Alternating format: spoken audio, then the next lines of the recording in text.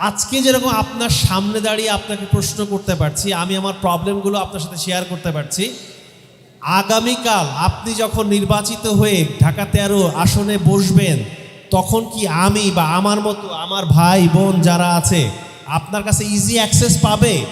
এইটাই নিশ্চয়তা আমাদের দরকার। আমরা এমন একজন প্রতিনিধিকে চাই যে প্রতিনিধি সবার জন্য কাজ করবে।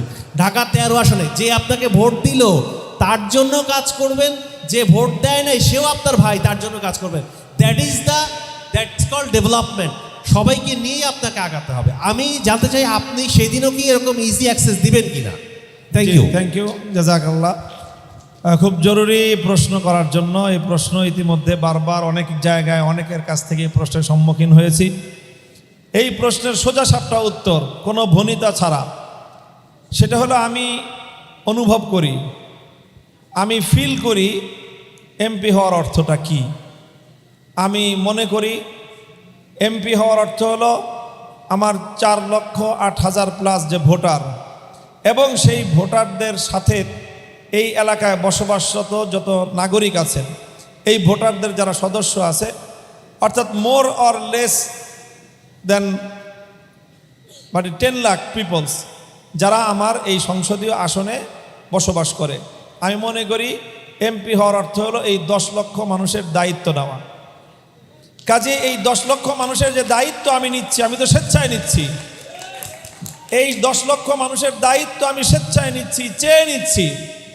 কাজেই এই 10 লক্ষ মানুষের দায়িত্ব যখন আমি চেয়ে নিচ্ছি এবং দায়িত্বশীল হওয়ার জন্য আমি নিজেকে জাতির সামনে উপস্থাপন করেছি, কাজেই এই 10 লক্ষ মানুষের ব্যাপারে আমাকে জবাবদিহিতা করতে হবে দুটো জায়গায়, দুটো না বরং 3টি জায়গায়।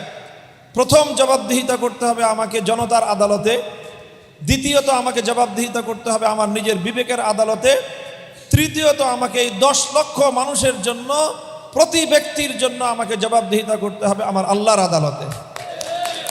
কাজেই আমি মনে করি আমার জন্য ফরজ নামাজের পরে, ফরজ এবাদতগুলোর পরে সবচেয়ে গুরুত্বপূর্ণ কাজ হবে আমার যে আমার এই 10 লক্ষ মানুষের প্রত্যেকটা মানুষের প্রয়োজনে, যেখানে আমার প্রয়োজন, আমাকে আমার অবর্তমানে যেন কোনো একজন মানুষের কোনো একটা প্রয়োজন অপূর্ণ না থাকে, সেই বিষয়টা নিশ্চিত করা, সেটা হবে আমার রাজনৈতিক নেতৃত্বের এবং ধর্মীয় দায়িত্ব। কাজে ইনশাল্লাহ আপনি যেটা বললেন, আপনারা যেটা বললেন, সেটার জন্য আমার সুনির্ধারিত কর্মপরিকল্পনা আছে। আমার পরিকল্পনা হলো যে আমার আসনে 7টা ওয়ার্ড আছে, 28 থেকে নিয়ে 34 পর্যন্ত নম্বর ওয়ার্ড ঢাকা সিটি কর্পোরেশনের। প্রতিটা ওয়ার্ডে আমার পক্ষ থেকে একটা আয়োজন থাকবে, লোক নিয়োগ থাকবে, যারা ওয়ার্ডের যাবতীয় সকল বিষয়ে উইলিংলি আমরা নিজেরাই সেখান থেকে সংবাদগুলো সংগ্রহ করব, যে কোথায় কার কি সমস্যা, পার্সোনাল লাইফেরও যদি, অথবা ব্যক্তিগত, পারিবারিক, সামাজিক যে কোনো ঝুট ঝামেলা, যেগুলোতে আসলে একজন এমপি হিসাবে, জনপ্রতিনিধি হিসাবে দায়িত্ব পালন করার, ভূমিকা রাখার সুযোগ আছে, সেই জায়গাগুলোতে যেন আমরা রিচ করতে পারি।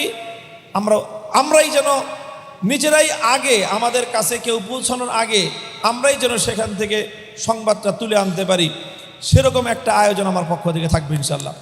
এক, প্রথম। দ্বিতীয় হলো, এরপরে যদি আমরা রিচ করতে নাও পারি, প্রত্যেক ওয়ার্ডের মানুষের জানা থাকবে যে এই ওয়ার্ডে মামুনুল হকের অফিস এটা, এবং তার অফলাইন এবং অনলাইন, ডিজিটাল এবং অ্যানালগ দুইভাবেই প্রত্যেকটা মানুষ যেন আমাকে রিচ করতে পারে 24 ঘন্টা 7 দিন 30 দিন মাসের এবং বছরের 12 মাস, সবসময় যেন একজন আমার আসনের প্রতিটি নাগরিক যেন আমাকে রিচ করতে পারে, তার জন্য আমার একটা আয়োজন থাকবে।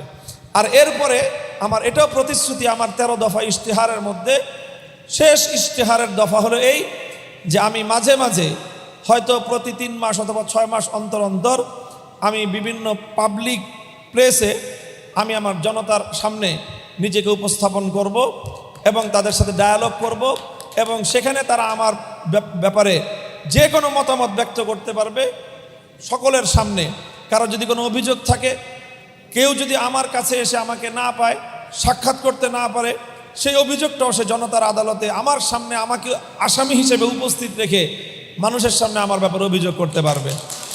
কাজেই আমাকে এই এলাকায় চলতে হলে, এই এলাকায় আমাকে থাকতে হলে মানুষের কাছে জবাবদিহিতা করে আমাকে এলাকায় থাকতে হবে ইনশাল্লাহ।